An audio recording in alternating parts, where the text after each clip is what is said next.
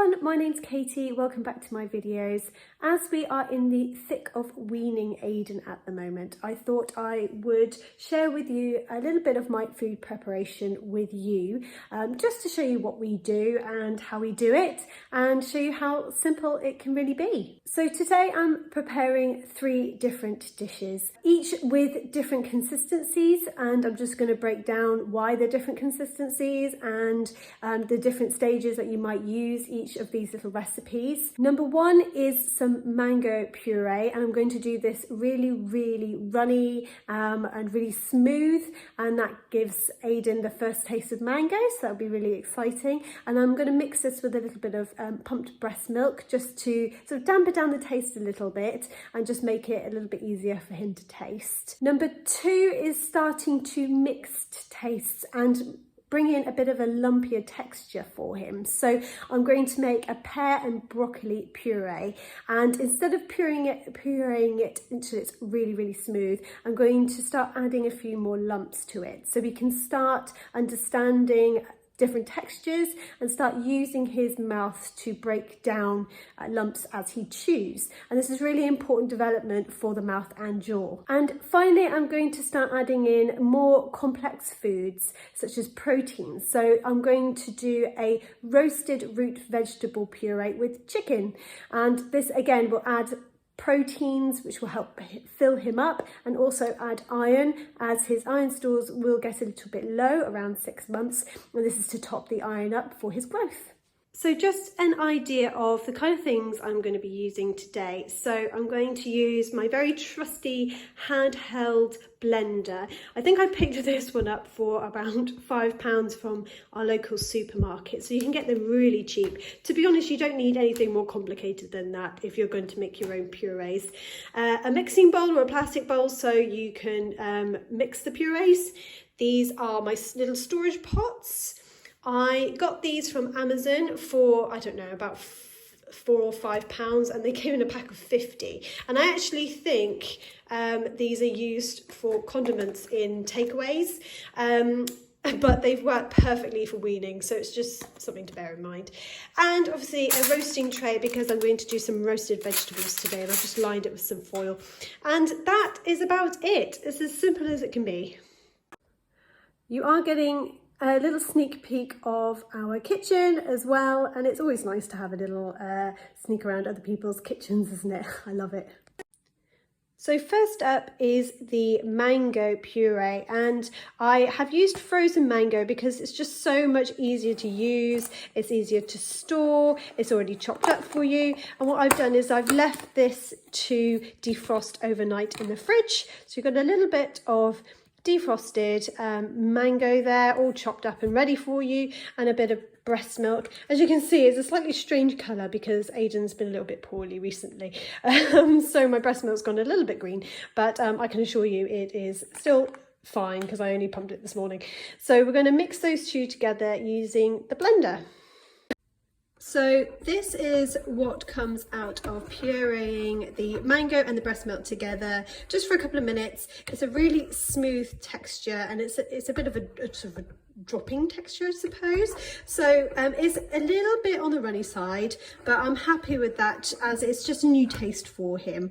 Something you can add to make it a little bit thicker if you wanted to thicken it up is some baby rice, and this will help thicken it up, but I'm very happy with that texture. I could add this to a bit of yogurt to sweeten it up a bit when he finally goes on to dairy at around 6 months old, but for now this is absolutely fine. I'm really happy with this. So as far as storage is concerned, what I tend to do is get a large tablespoon full and just get around that much in a pot. It doesn't seem like a lot, but remember that they're just learning how to eat at this stage. So if you put too much into a pot and end up wasting it, it's just going to be a waste of food. Better to put small amounts into a pot, and then you can add to it if they're still hungry after. So that's how much I would usually put in a pot. So there you have it. They are 6 little pots of mango and breast milk puree, all ready to go in the freezer, ready to defrost when I need it. Next up is my broccoli and pear combination, and this one I'm going to start doing slightly lumpier just to introduce some lumps to his consistency so he can get used to chewing them. And for this one I'm going to start adding a few little herbs as well, and it's really important to introduce your baby to as many sort of different flavors as possible at this stage, and gentle herbs such as parsley or basil or anything that's really tasty with the food that you're making is great to introduce at this stage, and some gentle spices as well. So cinnamon is really tasty, it's really sweet, and it's really good to add to things like pear or apple. So again, I am just going back to my frozen vegetables because we love frozen fruit and veg in this house. So I have popped the frozen broccoli in a bit of a Tupperware, ready to steam in the microwave just until it's really soft and tender. In you go, 5 minutes. Next, I'm going to peel and chop the pear. I've just got a couple of conference pears, which I got on sale because they were coming up close to their sell-by date, but that just makes them even better for pureeing because they're nice and soft and they are still full of nutrients, so it's always worth checking out the reduced aisle for things to puree. You don't necessarily need to peel because there's lots of goodness in skins of fruit and vegetables, but I find that particularly pear skin is really difficult to puree, so I will peel that one. But if I was going to give pear for finger food, which we have been doing, I will leave the skin on. The problem with pear is that it's so damn delicious, so I do end up eating quite a lot of it as I go along.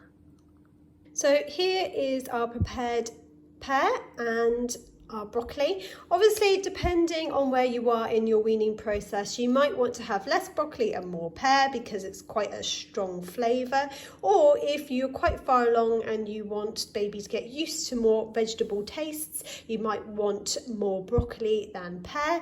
But in this case, I've done sort of 2 pears and that amount of broccoli, and I'm just going to introduce the taste pretty slowly to Aiden. So as you can see, this is the pureed broccoli and pear, and I've tried to make it a little bit lumpier than the mango that I made previously. As you can see, there's still little lumps of pear in there and a few little lumps of broccoli, just for Aiden to get used to the texture of lumps when he's eating. So here are our broccoli and pear purees ready to go in the freezer. Pear is full of pectin, which aids digestion, especially good if baby's a little bit constipated, and broccoli is full of iron, which helps boost the iron stores in baby. Next we have our chicken and roasted root vegetables, and for my root vegetables I'm using sweet potato and some parsnip, and this is just some pulled chicken from a chicken we roasted a few days ago, so I thought I'd keep some to puree for Aiden's food. So as you can see, I've cut these in a baton sort of shape, and what this is really good is for finger food.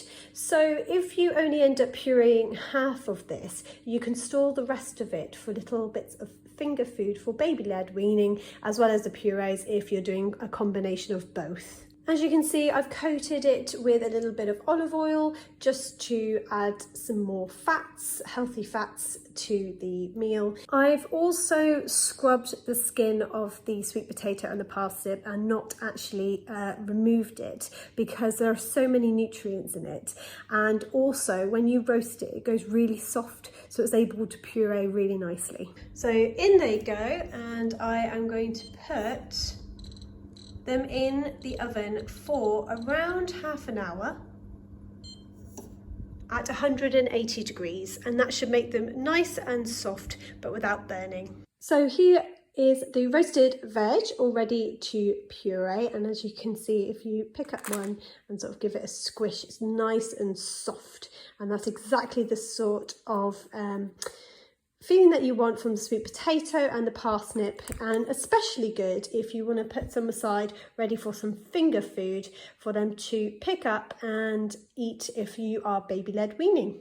So with the roasted root vegetables and the chicken, as you can see, it's a relatively stodgy texture because there's not much moisture in here. So what I've done is I have boiled and cooled some water, and I'm going to add this to the mixture already because it's been quite difficult to puree, and this will hopefully loosen it up slightly and make it a little bit easier for baby to eat.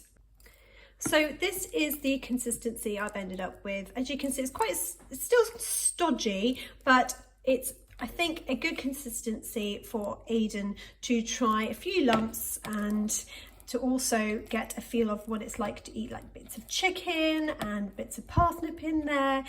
If I freeze it and reheat it and I still feel it's a little bit stodgy, I can always add a bit more boiled water later on before feeding it to him. So there you have it. You've got your chicken, roasted parsnip and roasted sweet potato puree, slightly lumpier, so more on the stage 2 of baby pureed food. And I've got a few sticks of finger food in there for him to discover when he's feeding. So I tend to use just your bog standard whiteboard marker that can be easily wiped off, and what I do is I'll just write down what's in the pot on each pot so I have an idea of what's in there, so I don't get it confused. And then once you're done, you can easily wipe these off and start again. So just a few obvious things to remember before you go ahead and make your purees. It's really important that you wash your hands thoroughly. Goes without saying, basic food hygiene. Make sure you wash your fruit and veg really thoroughly to make sure there's any pesticides or any nasties on it, to make sure the food's nice and clean before you cook it. Also, remember to leave any cooked food that might be still warm, leave it to cool properly before putting it in the freezer, because if it should touch or partially melt any other food that might be in there, it might go off, which will give your baby a little bit of a tummy ache.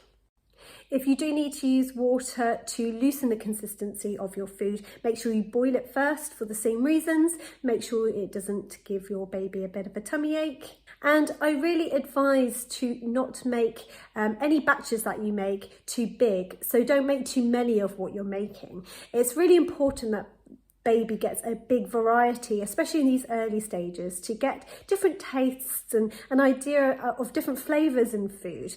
And if you batch cook in large quantities and freeze them, it's going to be really tempting to just grab whatever's in the freezer and just defrost it and use it immediately.